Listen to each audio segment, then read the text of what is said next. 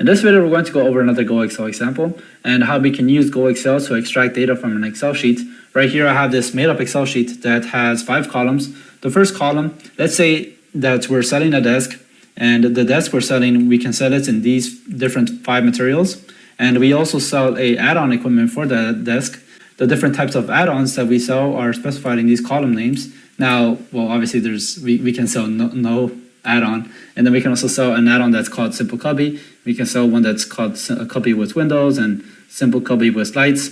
Now, for some of the materials, we don't sell that add-on. Let's say, for example, Cherry, we have all of these available options for this material, but for Birch, we only sell these two, well, obviously the None and the Simple Cubby. These are the only available options for Birch. Now, in this video, what we're going to do is we're going to write a rule that will restrict the user from making a wrong selection. So, for example, if they select Birch, we are only going to allow them to see these 2 options. But if they select Cherry, we want to make sure that they can choose from any of these options. And if they select Oak, we only want them to be able to select these 2 options. We can limit the user using this Excel sheet and combined with iLogic. Now, for this example, I want to go over 2 methods we can tackle this or make the data. Right here, we can use this Excel sheet and restrict the user this way, or we can also make an Excel sheet this way, where each column name is specified by the material. Now, I don't recommend this way because this is a little bit harder to maintain. So right here, for Wood Birch, these are the available options. For Wood Cherry, these are the available options. Ideally, this is easier to maintain. And in this video, we're going to create a rule for both scenarios. If we had an Excel sheet that was something like this, and if we had an Excel sheet that looked something like this. What we're also going to do is we are going to grab the available materials from this list. Now, if we had another material, let's say steel, for whatever reason, we want to make sure that the user also has this available option to choose from. And if we deleted one from this Excel sheet, let's say we no longer sell steel, and if we deleted this, we want to make sure that the user is not able to see that available option anymore. So that's the gist of the iLogic that we're going to write right now. So let's go ahead and begin writing our program. So I already have this function in this rule, and what this does, once again, from the previous video, is we feed in a number to this function, and it returns a string. Let me type a string here in the end to make this cleaner. Now, the first thing we want to do is we want to grab all of the available options for the material. So let's go ahead and begin with that. I'm going to first open up this Excel sheet. First, let me define the Excel sheet. This is where I have it saved. And then the name of this Excel sheet is this. Once again, this might be a little bit different from you depending on where you save your Excel or your files at.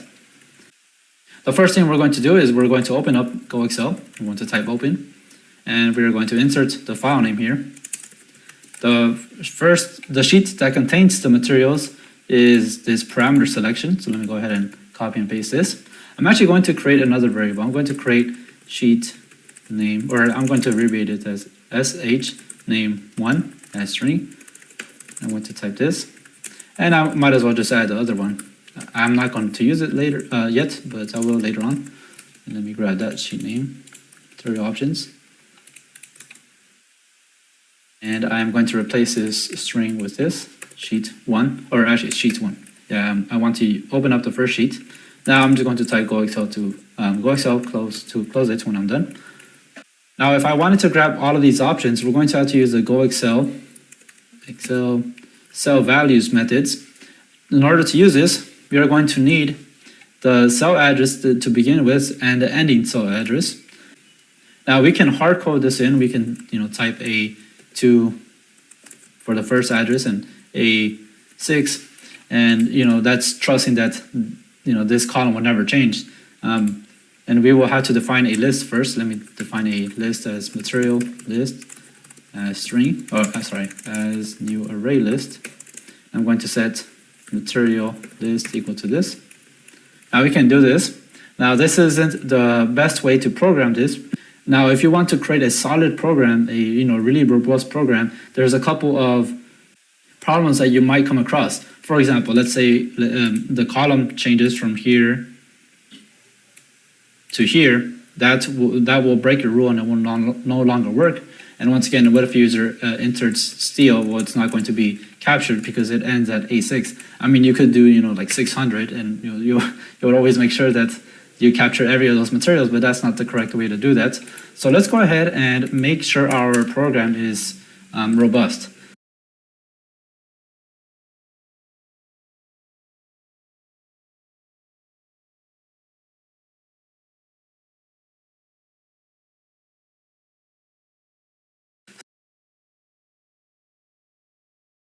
So the first thing what we're going to need is we're going to need that column letter. Now we can do something like this. We define a integer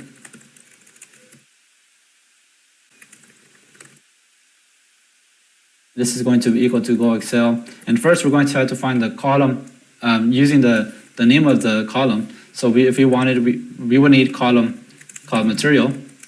Oops. Material.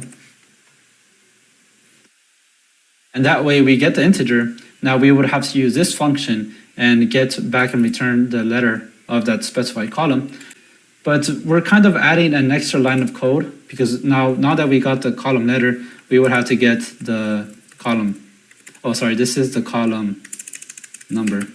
Now that we got the column number, we have to define another variable called column letter as string, and this is equal to get column letter.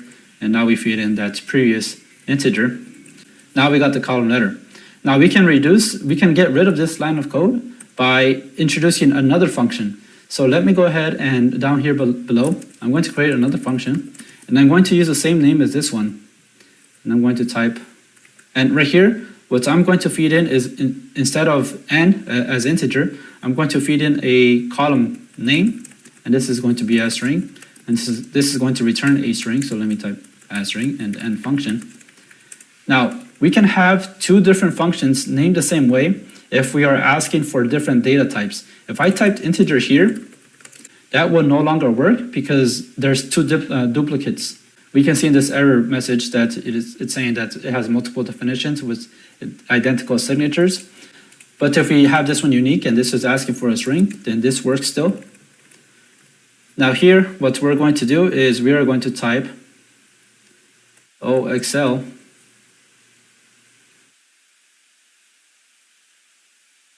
find column, and the column we are looking for is call name.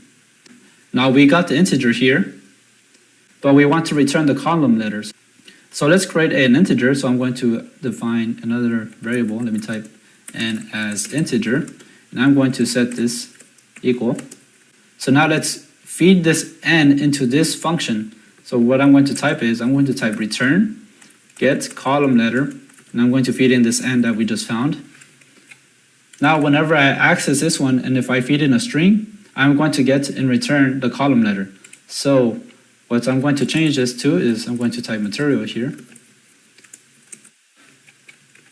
If I do a message box on column letter, let's go ahead and run this. I see A. Now once again, we were able to accomplish this and we got rid of this line of code because we introduced another function that instead of feeding an integer, we're feeding in a column name, and we're just handling this simple line of code inside this function and using this other function, this other method right here. Okay, so now we got the column letter, and if we ever change the location of that column, the program is still going to work. That is a correct way to do it. Let me define the first cell. So I'm going to type cell 1 as string, and I'm going to type column letter. This is the first cell. Now I have to get a numeric value, which happens to be 2. If we look at our Excel sheet, we want to grab this one. Now the best way to write this is if we type Go Excel title row.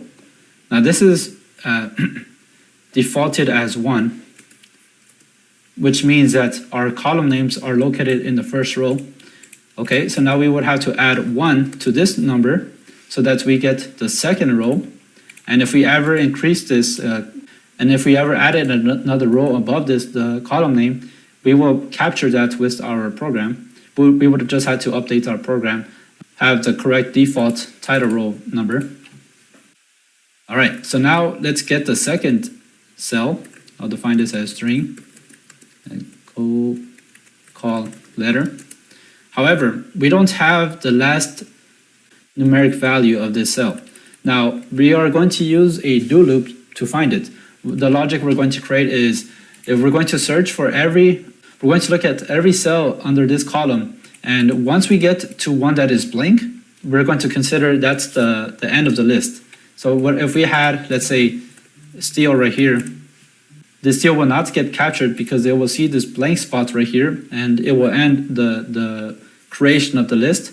So if we could have nodes right here, and that would not get captured. But if we had steel right here, it would add this because it's going to go through each cell under this column until it gets to a blank one. So let me get rid of this one, and let's go back to inventor. So let me suppress this variable for now. So let me go ahead and create a do loop, and I'm going to keep it like this, just do and loop. For now, I'm going to type exit do because I do not want to create an infinite loop right now. Actually, before I do this, let me hit save on this document so I don't lose these internal rules. Okay. I'm also going to define an integer value. I'm going to define n row as integer, and I'm going to set this equal to go Excel title row. I want to find the first instance if we had a row above this, and I want to capture this one as the first one, and I'm going to do that by using the title row. Right here, I'm going to increment the n row. I'm going to type n row plus equals to 1, so that each time it goes through this do loop, it's going to add 1. So the first time we go into this do loop, we are going to get 2, which is wood birch, and then the second one is going to be 3, which is cherry. All right. So now I want to find the value of the cell. So I'm going to define a variable. I'm going to call it cell val as string. I'm actually going to type temp because this is always going to be changing. This value is always going to be changing. Now I'm going to type right here, cell val temp is equal to go Excel cell value, and the address is going to be, once again, column letter followed by n row. Now, if this value is ever blank, then I want to exit out of this do loop. So let me grab this and let me type if cell val temp is equal to blank, then exit this do loop. I want to finish this. And I'm actually going to get rid of this line of code now. And I'm going to set cell val temp is equal to blank. I'm going to do this. Now let's do a message box so we can see cell val temp. Let me type message box. And by the way, once again, before we run this, be careful of not creating an infinite loop because you will lose, if this is an internal rule, you're going to lose all the changes you just made. And that kind of sucks, to be honest. All right, so let's run this. So we see wood birch, wood cherry, maple, oak, walnut, and we see blank, and then it finishes. Once it hits that blank, it kills the do loop, and we don't have an infinite loop. So let's go back to our program. Okay, great. Now we got every available option from this Excel file, and if we included more, let me just add steel just to see that in our list. If we included more, then we would capture that newly created material, and if we got rid of one, then we would get that item erased from our list. Now let me create a list. I'm going to, I actually already created a material list right here. Let me suppress this line of code right here. And I'm going to get this material list. And after this line of code, I'm going to type right here, material list add. Let's see, why didn't it, did I copy this wrong? Material list. I had a typo, I spelled that wrong. Material list dot add. And I'm going to put in my cell val temp inside right here. Now I'm capturing all of these items into this list. The reason why I put this line of code after this one is because I do not want to capture the blank. I don't want that blank inside my list. Now with that we captured this material list, I want to display to the user the available options. So let me define a variable. I'm going to define this variable as material as string. And this is going to equal to input list box. Oops, input list box. And I'm going to prompt select a material. And then I'm going to insert my list, material list. The default value is going to be material list item 0, and the title material selection. All right.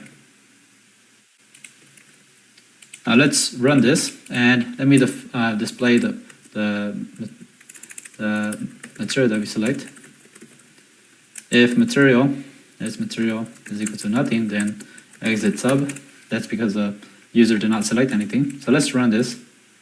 And we can see that these are the available options. And we even see steel because we added that into our list. All right, so we see that we can have a selection. Great. Now that was the first portion of this program, is to capture all of the available materials that we have. Now let me get rid of this. Now the second portion of this program is that we want to limit the user to what top section they can select. So we have, let me move this up here. So if they select cherry, we want them to select any of these items, but if they select birch, they are limited to their selections this way. So let's go back to our program. I'm going to get rid of this. And I'm actually going to make this a universal variable. Let me type, I can type me as material. All right, and let me replace this me. I am also going to make this material list universal. Get rid of this here. Now let's look at our Excel sheet. And what we're going to do is very similar to what we just did with material and how we got all of these instances.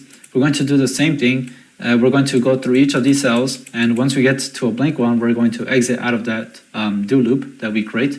So let's go back, and I'm going to define a subroutine. I'm just going to call this method 1 and sub. Now I'm going to type Go Excel open because I want to open up another sheet. So let me type in the file name right here, and let me insert sh name 2. And I'm going to move this Go Excel down here. Oh, let me just suppress it here. And I'll just move it here. All right.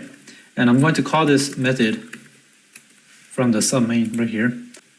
Okay, now the first thing that we need to do is we need to locate this column, whatever they select. And then from there, we are going to search for each available instance. So let's first define a variable called the call letter. String, and we are going to set this call letter equal to get column letter. We are going to feed in the material that the user selects. So we'll just type s material, or we could put me in the front, or we could just leave it like this. Now let me go ahead and do a message box call letter, and let's run this to see if we get the right column letter. So let's select oak, we see D. Now let's go to our Excel sheet. Yes, that is the right one. Let's go back to our subroutine, subroutine. And we are going to do basically the same thing we did in this do loop. We are first going to define an integer value. The integer value, the integer variable is going to contain what row we are searching in. And we are going to start with Go Excel, title, and row. Oh, I forgot to put equal. And now let's create our do loop. And just for safety practices, I'm just going to type exit do right here. And I'm going to increment n row by 1 each time, starting at the loop. I'm going to define a placeholder, cell val temp as string. I'm going to set this equal to something. Well, nothing, but it's really something. And I'm going to get rid of that exit do. I'm going to type if cell val temp is equal to nothing, then exit do. Oops, I forgot to put exit. There we go. Now let me define another variable called selection. Actually, I'm going to define this variable right here. Dim selection list as new array list. Now this selection list, I'm going to add, if cell val temp is not nothing, then I want to capture that. And let me just type bad. The IntelliSense isn't showing up, but it's okay. Okay. Now cell val temp is going to equal to Go Excel current row value, and we want to insert our column letter followed by and row. Okay. And let's see if I got this right. Let's see if I got the names of our variables correct. Okay. Now once this is all done, I want the user to be able to select a value from this list. So let me go ahead and I'll just copy this here. I'll define a variable as, or I'll type as selection string is equal to this, but I'm going to replace the material list with selection list. Select a top section. Right here I'm going to type top section selection. All right, and I want to display what the user selects, so let me type selection right here. All right, so now let's run this. And okay, so let's see our Excel sheet. If our user selects May